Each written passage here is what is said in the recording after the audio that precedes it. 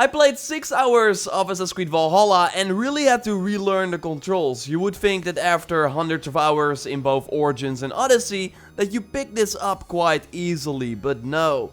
The combat has changed quite a lot. It's more challenging, but also more rewarding if you use all your abilities and tools wisely. It's clear that Odyssey was used as a starting point. Some things like riding a mount feel sadly exactly the same, but saying that it's just a reskin of those previous games would not do Valhalla justice. The very small region of East Anglia that I got to explore already had way more exciting encounters and memorable moments than many other zones out of the previous games. And also the Viking spirit is really here, with the music as one of the highlights of my play session.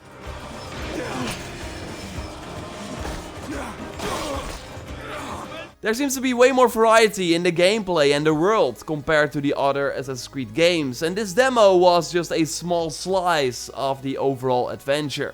I did not even experience the settlement, for example.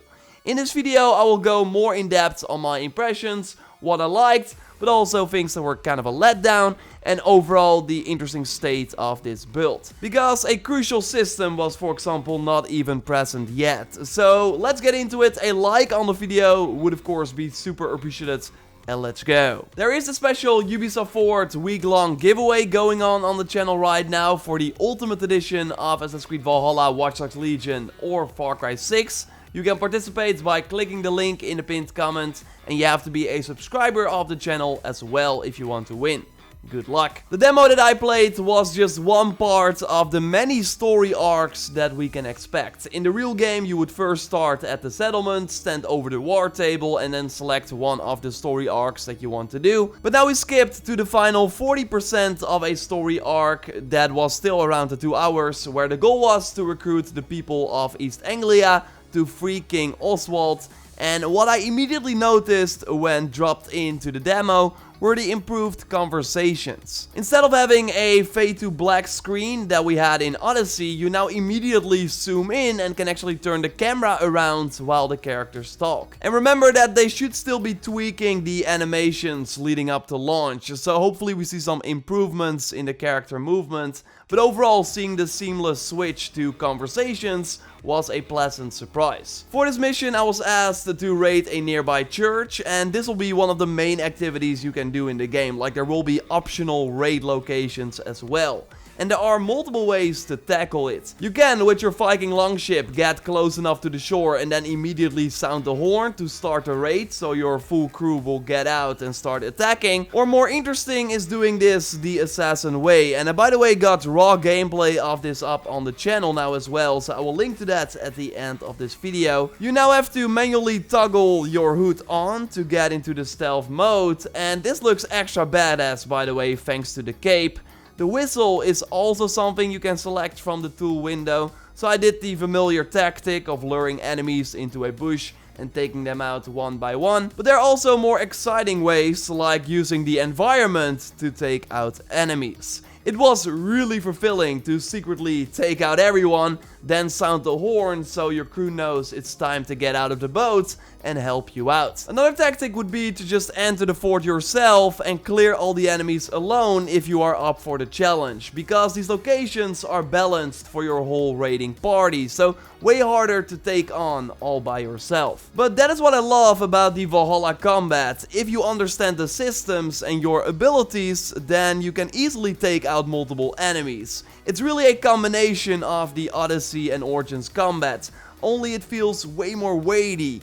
And there are many tricks to almost instantly take out an enemy. The bow classes from Origins have returned, so we have the Sniper Predator bow, the regular Hunter bow that Odyssey also had, and also the rapid fire light bow. The warrior bow is sadly missing, but just like in Odyssey, there will be an ability that kind of mimics that shotgun use. So yes, you also got hunter abilities, and on top of that, we have a new weak point system. Every type of enemy namely has a different weak spot, and if you hit them there, they will drop on the ground, so you can instantly finish them off. It's really satisfying and rewards skillful play. The dual wield system also adds a lot of extra depth. There's a button dedicated to each weapon, with R1 or the right button on Xbox You can namely swing your right weapon around, and with R2 or the right trigger, you can do a heavy attack. The weapon in your left hand only has L1 or the left button, and that is a separate move for each weapon. So dual wielding the same weapon is great because then you have access to both movesets. What I did is use the shield in the right hand so you can also use to attack with it, and then my axe in the left hand because the axe left hand attack is insanely strong. For stronger encounters I went back to the shield in the left hand and the axe in the right hand though, because with a shield in the left hand you can easily hold it for incoming attacks and also more easily parry strikes from the enemies. Something you can still do when dual wielding two offensive weapons, although it's a little harder to pull off. And I was really surprised by the amount of optional boss battles in this small part of the overall map. Like the familiar legendary animals are back, I found a hound in the demo and there will be way more in the final game, but also these hallucinations. Yes, I asked a developer about this and there will be some explanation like in the final game, but overall there's just drugs here in the air that makes Eivor see things. And man, the amount of times that I got my ass kicked by these bosses is insane. Challenges like this were not present in the main game in Origins and Odyssey, and they really fit the new combat style. But that was just one of the many things I saw in the world, and overall there are way more varied activities and also surprises, and that is partly thanks to the new world event system. These are basically small quests that you just stumble upon in the world. Like here, I saw this farmer crying in front of a house of a seer who I later learned was performing a ritual nearby after following some tracks. And she wanted me to carry her to the other pillar close by so she could finish her ritual, but I also had the choice to bring her back to that crying lady I encountered earlier. And the world is full of these tales that make it feel way more alive. We should still not expect an open world on the level of Red Dead Redemption 2, like many of the random encounters are still just wolves or bandit enemies attacking you, but these world events happening in set locations are already a huge step up from Origins and Odyssey. Also, many secret abilities and items are hidden in the world, like there was already so much to discover in this small piece of land, so enough reason to not only focus on the main story and actually search and explore the world too. Really, 6 hours was far from enough to get everything done in this demo. The main quest also had some cool things, like at one point we had to do one of those assaults that took place on an island, so we had to go to that, and I love how cinematic this was, seeing the other ships and then the thunder in the distance. And the idea of these encounters is awesome. It's like a battle on a huge scale, way more impressive than the conquest battles in Odyssey. You actually have to manually use the battering ram as well to advance the castle.